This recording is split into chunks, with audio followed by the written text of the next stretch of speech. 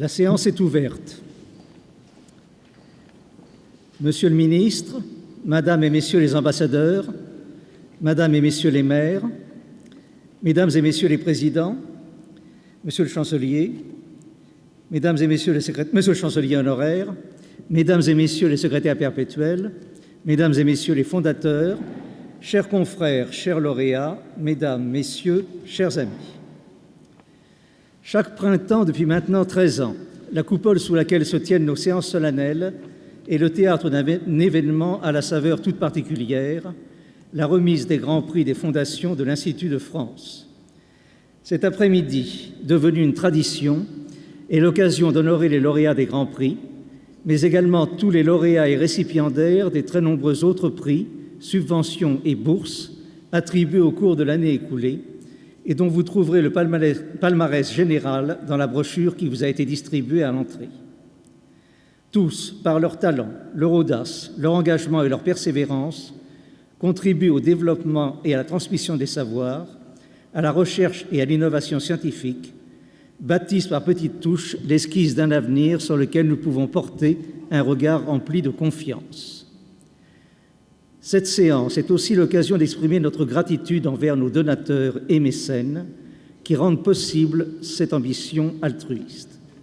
N'oublions pas non plus les membres des 5 académies qui fournissent à nos mécènes une expertise remarquable et qui mettent leurs compétences au service des fondations, dans les conseils d'administration comme au sein des jurys. Toutes ces personnes réunies contribuent à un rayonnement pluriel au service de la recherche scientifique, de l'éducation, de la culture ou de l'humanitaire. Ernest Renan disait que l'Institut de France était une institution où, je cite, « tous les efforts de l'esprit humain sont liés en un faisceau ». Fin de citation. Au regard de l'œuvre commune qui nous réunit aujourd'hui, force est de lui donner raison. Depuis 2005, une coutume s'est formée et veut que le chancelier de l'Institut, M. Xavier Darcos, ouvre la séance. À l'issue de son discours, je procéderai au traditionnel bilan de l'action de ces fondations au cours des 12 derniers mois. Viendra ensuite la remise des grands prix des fondations Christophe et Rodolphe Mérieux, Simone et Cino Del Duca, Charles Deforest et Le Foulon de Lalande. Pour les prix scientifiques, prendront la parole messieurs Alain-Jacques Valleron, Jean-Paul Laumont, Alain Carpentier, Daniel Choquet et Madame Pascale Cossard, tous membres de l'Académie des sciences. Monsieur Jean Anguera de l'Académie des beaux-arts prendra la parole pour le prix artistique de la Fondation Simone et Cino Del Duca et monsieur Henri-Paul Francfort de l'Académie des inscriptions et belles-lettres pour le prix d'archéologie de la même fondation. Enfin, Madame Hélène Carrère-Dancos, secrétaire perpétuelle de l'Académie française, s'exprimera pour le prix culturel de la Fondation Charles Deforest et pour le prix mondial de la Fondation Simone et Cino Del Duca. Avant de passer la parole, il convient de rappeler un usage. Les orateurs qui vont se succéder ne reprendront pas les adresses. La parole est maintenant à M. Xavier Darcos, chancelier de l'Institut, pour son discours « L'Institut de sa fondation à ses fondations ». Parmi les charges qui incombent au chancelier de l'Institut, prendre part à la séance annuelle de remise des grands prix est sans nul doute une de celles qui procurent la plus grande satisfaction et la plus vive fierté. Pour la première fois depuis que j'ai pris mes nouvelles fonctions, je vais m'adresser aux fondateurs, aux lauréats et à mes confrères académiciens dans le lieu le plus solennel où pareil aréopage puisse être réuni. Voici donc le moment de vous dire comment je conçois la place des fondations, non seulement dans la vie de l'Institut de France, mais dans l'ensemble du mécénat de notre pays et quelle ambition nous pouvons partager tous ensemble. Mais qu'est-ce qu'une fondation à l'Institut? Pour le comprendre, jouons un instant avec les mots et revenons à la fondation de l'Institut. Il y a, pour toute la République, un institut national chargé de recueillir les découvertes, de perfectionner les arts et les sciences. Cette citation, vous l'avez reconnue, ce sont les mots de notre acte de naissance, la Constitution de l'an 3 en 1795. Comprenons bien l'intention de la Première République lorsqu'elle décide qu'il y aura désormais pour toute la République un institut national. Dans une période de profond bouleversement, d'incertitude et même d'égarement des esprits, la Première République a voulu fonder la France nouvelle sur le savoir. Dans ce but, elle lui a donné une institution de référence, pérenne, à l'abri des vicissitudes politiques, une sorte d'encyclopédie vivante, perpétuellement mise à jour, non dans un livre imprimé, mais par l'avis même d'un corps académique unifié, couvrant tous les champs du savoir, une institution pivot, pour ne pas dire cardinale, une institution apte à rassembler les meilleurs savants et à coordonner leurs efforts, à susciter le talent, à récompenser le succès, à diffuser la culture et à promouvoir le bien commun. Eh bien, mesdames et messieurs, ce programme, même dans son caractère quelque peu utopique, non seulement a gardé toute sa valeur, mais il s'applique au mot près à ce que l'Institut de France entend proposer aux fondations qu'il abrite. Il y a, pour toute la République, un institut national. Ce qu'il est à la connaissance, l'Institut a vocation à l'être aussi pour le mécénat. Et ce qu'il accomplit depuis 2 siècles pour fédérer et promouvoir les sciences, les arts et les lettres trouve aujourd'hui son prolongement naturel au service de la recherche, de la philanthropie, de l'action culturelle, de la défense du patrimoine. Le mode d'action diffère, mais l'inspiration est bien la même, celle de l'humanisme. Et d'un même mouvement, l'Institut, qui réunit les savants pour mieux répandre le savoir, réunit aussi les donateurs pour mieux répandre les dons. Alors, qu'est-ce qu'une fondation, un institut ? La réponse est devant nos yeux, en ce moment, dans cette séance solennelle. C'est la rencontre de l'académicien et du mécène. Seul l'Institut de France peut l'organiser, la pérenniser, la faire fructifier. Et seule cette coupole est à même de l'accueillir, de lui donner à la fois tout son sens et tout l'éclat qu'elle mérite. Une fondation, un institut, c'est d'abord une fondation qui partage la visibilité et le prestige de l'Institut. La solennité de notre protocole n'est pas une fin en soi. Elle n'est pas destinée à flatter nos vanités. Chacun comprend que les roulements de tambour ne saluent pas tant nos pauvres personnes que l'œuvre immense qui s'accomplit ici, avec vous et grâce à vous.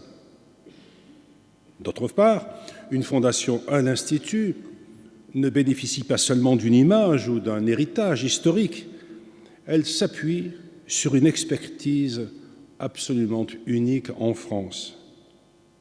L'Institut, ce n'est pas moins de 500 académiciens, presque autant de correspondants et d'associés étrangers, du sociologue au philologue, du biologiste à l'organiste, du financier au romancier, tous élus par leurs pairs en toute indépendance. Aucune autre institution n'offre à la fois l'étendue disciplinaire, la crédibilité internationale, la représentativité, le désintéressement, la stabilité de l'Institut de France. Telle est notre véritable richesse que nous mettons tout entière au service des fondations.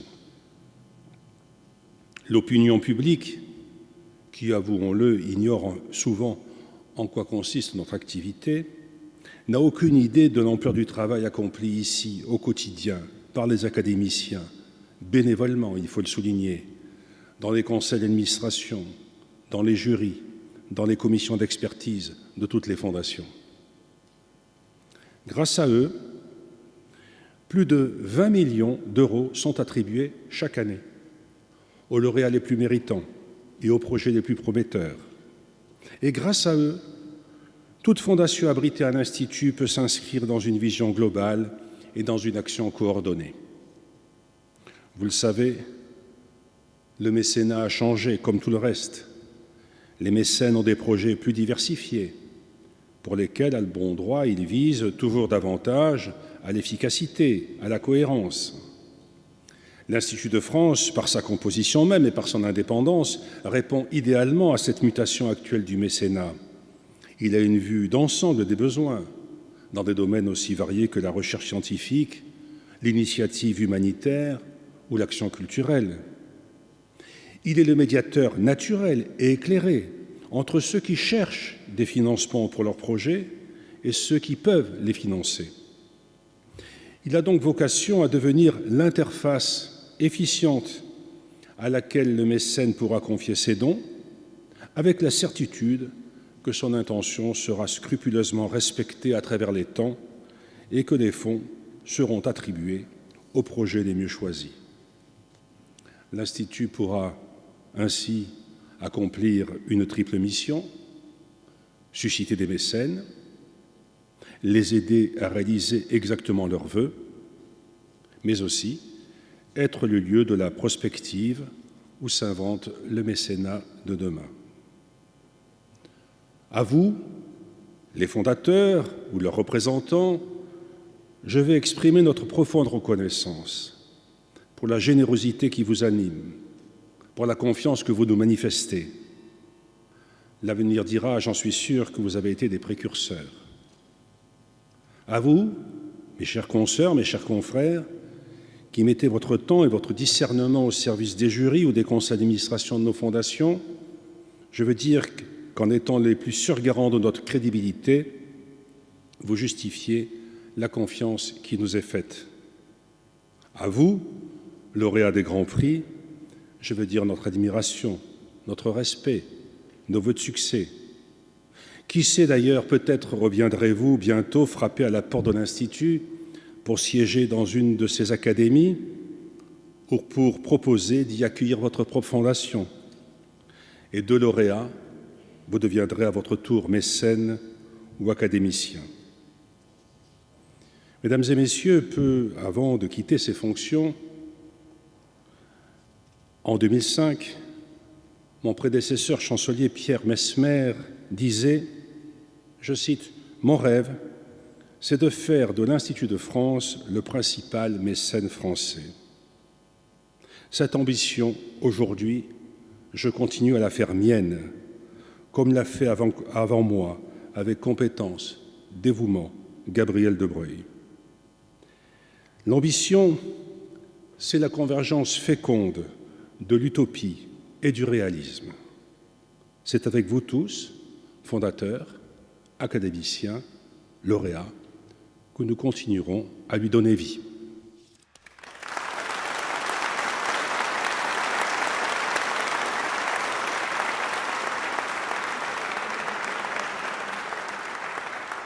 Merci, Monsieur le Chancelier. Comme annoncé, il me revient maintenant, en tant que président de l'Institut, de procéder au traditionnel bilan de l'action menée par les fondations durant l'année passée. L'Institut de France, par les actions que mènent les fondations qui y sont abritées, encourage, stimule et complète le rôle de parlement des savants qu'il entend assumer, ainsi que la mission de perfectionnement des arts, des sciences et des lettres que la Convention nationale lui a confiée en 1795. La vocation de mécénat et de philanthropie de notre institution répond à une tradition vieille de près de 4 siècles. Mais ce sont les initiatives de particuliers, individus ou entreprises, ainsi que leur générosité, qui ont permis à l'Institut de mener plus loin cette ambition. Le champ d'action s'est profondément développé, comme le montrent à la fois l'élargissement des domaines, l'accroissement du nombre des projets soutenus et l'augmentation constante de l'aide financière allouée par les fondations. L'Institut s'est toujours montré attaché au respect de la volonté des fondateurs qui y ont vu la garantie de la confiance qu'ils pouvaient avoir en notre institution. Pensons au lait du domaine de Chantilly par le duc d'Aumale, Sans héritier direct et conscient de l'instabilité politique qui régnait alors en France, il vit en l'Institut, je cite, « un corps illustre qui échappe à l'esprit de faction, conservant son indépendance au milieu des fluctuations politiques ». Fin de citation. Le seul garant possible de la protection de son joyau. Ce don fut assorti de 2 conditions. Le musée Condé devait être ouvert au public et ses collections ne devaient pas être prêtées. Le 17 avril 1898, moins d'1 an après la mort du duc, le musée ouvrit ses portes. L'histoire de ce legs témoigne du souci qu'a toujours eu notre institution de respecter les exigences de nos fondateurs. Chaque initiateur d'une fondation abritée à l'Institut de France a trouvé en nos murs des assises suffisamment solides et durables pour y placer sa confiance, comme en témoigne l'élaboration de statuts particuliers pour chacune des fondations, tenant compte de leurs intentions et de leur éthique. Après ces quelques mots introductifs, commençons par donner des informations générales sur l'année écoulée. 21 630 000 € ont été distribués cette année, soit 200 000 € de plus que l'année précédente. 2 675 000 € iront aux 9 grands prix que nous remettons lors de cette cérémonie. Concernant les domaines d'action de nos fondations, 9 500 000 € ont permis de soutenir la recherche scientifique, 9 800 000 € les actions humanitaires et sociétales, soit une hausse de plus de 3 millions d'euros, et 2 300 000 € les actions culturelles et artistiques. En ce qui concerne les modes d'action, 3 300 000 € ont été décernés sous forme de prix, 17 millions d'euros sous forme de subventions, 1 330 000 € sous forme de bourse. Essayons maintenant de faire un tour d'horizon des actions menées depuis la séance précédente du 7 juin 2017 et de voir comment ces sommes ont été utilisées. Commençons par la recherche scientifique qui s'inscrit dans le prolongement de nos travaux académiques. L'avancée de la science est un enjeu pour l'humanité tout entière, mais elle a un coût, et le mécénat privé est un soutien nécessaire et incomparable pour les chercheurs et les laboratoires. L'action des fondations permet d'obtenir de belles avancées qui, pour beaucoup d'entre elles, connaissent des applications dans la vie de nombreux individus à travers le monde. La recherche soutenue par les fondations de l'Institut s'effectue dans de très nombreux domaines. En cancérologie, dans les neurosciences, dans le domaine cardiovasculaire ou idiopathique, dans la lutte contre les maladies infectieuses ou contre les maladies tropicales, pour le traitement des affections respiratoires, etc. N'oublions pas les sciences humaines, domaine dans lequel nos fondations se sont intéressées à des sujets aussi variés que l'aliénation, dans une perspective philosophique, ou des travaux économiques portant sur la culture des personnes les plus précarisées. Favoriser les travaux universitaires, développer les échanges internationaux, encourager les applications cliniques sont autant de chemins empruntés par les fondations de l'Institut pour faire avancer la connaissance. La recherche scientifique témoigne aussi de la nécessité d'une coopération internationale. Du fait de l'internationalisation des laboratoires de recherche et de la collaboration nécessaire entre différents centres disséminés partout sur le globe. Cette année, les aides ont été dirigées vers de nombreux pays, la France bien sûr, mais aussi la Chine, le Guatemala, les États-Unis, le Canada, les Philippines, le Royaume-Uni, le Laos, le Liban et bien d'autres encore. Cette diversité permet des avancées globales au service du progrès scientifique et de manière plus générale pour œuvrer à l'amélioration de la qualité de la vie. Non moins international est le domaine humanitaire et sociétal. L'Institut de France vient en aide à des personnes, des associations, des institutions qui sont dans le besoin aux 4 coins du monde. Partout, une aide est fournie pour affronter les causes et les conséquences de la pauvreté, de l'anomie, de la malnutrition, du manque d'eau, de la privation de soins, de la maladie, du handicap. Grâce à des bénévoles sur le terrain, nos fondations participent à la lutte contre toutes les atteintes à la dignité humaine et apportent une lueur de réconfort à ceux dont le quotidien est trop sombre. Cette année, une aide importante a été apportée au service des enfants victimes de malnutrition en optimisant le développement de systèmes de soins locaux ou en mettant en place des stratégies de renutrition. Cet objectif serait irréalisable dans des zones où l'eau est impropre à la consommation ou introuvable, et l'or bleu a été au cœur d'actions menées en Inde, au Cambodge ou à Madagascar, permettant les travaux d'assainissement, la création de sites hydrauliques ou l'aménagement de réseaux d'irrigation. Un soutien important a également été apporté à des catégories en difficulté, notamment à ceux qui sont éloignés du monde de l'école en France ou à l'étranger. Les actions sont diverses et passent aussi bien par la construction d'écoles et de salles de classe que par la mise en place de programmes d'alphabétisation, l'attribution de bourses scolaires et universitaires ou encore la scolarisation et la prise en charge d'enfants au parcours difficile. L'orientation est également un problème majeur. Pour cela, des actions ont favorisé l'insertion et resserré les liens entre l'école et l'entreprise, deux mondes qui sont interdépendants mais qui, trop souvent, s'ignorent ou du moins se connaissent mal. Cela témoigne d'une ambition plus vaste, ne pas laisser périr des talents à cause de leur milieu social, de leur origine géographique, d'une situation dont ils sont simplement et malheureusement les héritiers. Les victimes de handicap sont aussi une priorité. Et nous avons agi en favorisant l'accès des enfants handicapés à l'école ou dans les centres adaptés, ou en fournissant une aide à l'emploi pour des personnes atteintes de trisomie. Grâce aux évolutions technologiques, des équipes de chercheurs ont pu aider à la mise à disposition d'équipements innovants pour favoriser la vie quotidienne, que ce soit en facilitant l'apprentissage d'enfants en situation de handicap, en mettant la technologie au service des malvoyants, ou en encourageant les diagnostics d'enfants atteints de cancer et de maladies auto-immunes. La sensibilisation n'est pas laissée de côté, afin qu'à long terme s'estompent les discriminations qui existent malheureusement à l'encontre de ces catégories fragilisées. La lutte s'organise aussi contre la pauvreté sur notre territoire comme hors de nos frontières. Des actions ont été organisées pour des personnes en situation précaire, afin qu'elles ne soient pas coupées de tout lien social. Grâce à des bénévoles, le soutien peut être apporté directement jusque dans la rue. Cette intervention sur le terrain se coordonne avec l'ouverture de centres pour accueillir des personnes sans logement. La santé est évidemment prise en compte dans cette lutte, avec une aide financière et matérielle apportée aux hôpitaux ou directement aux victimes de maladies, afin qu'elles puissent suivre un traitement adapté. La prévention est nécessaire et cette année, des professionnels de santé ont été envoyés en mission dans des régions précarisées d'Afrique ou d'Asie.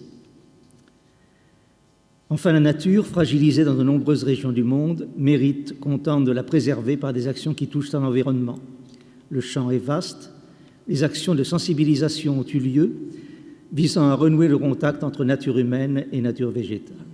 Des prix ont pu être distribués à des organisations non gouvernementales luttant pour la biodiversité végétale et la préservation des grands équilibres de notre planète, à des associations qui aident à rendre compte de l'état de la planète, à des modèles de recyclage innovants ou pour encourager une agriculture plus responsable, couplée avec les nouvelles technologies, afin de prendre simultanément en compte les enjeux environnementaux, économiques et sociaux. Troisième point, l'année culturelle fut également très riche. Dans une institution comme la nôtre, gardienne d'un patrimoine hérité au fil de l'histoire, il est naturel de voir le soin que nous apportons au domaine de la culture et des arts. Le soutien à la littérature est essentiel par l'attribution de prix récompensant des premiers ouvrages ou consacrant des carrières de renommée mondiale, par le soutien à de jeunes talents ou par des médailles animant et encourageant la vie littéraire française. Il en va de même pour la peinture, la sculpture, le cinéma ou la musique, où nos fondations agissent pour soutenir la création artistique contemporaine. Des cadres de travail ont également été mis à disposition d'artistes qui, sans cela, n'auraient pu réaliser leurs travaux. À côté du soutien à la création artistique et de l'animation à la vie culturelle, les fondations œuvrent également chaque année à la préservation, à la restauration et à la mise en valeur du patrimoine.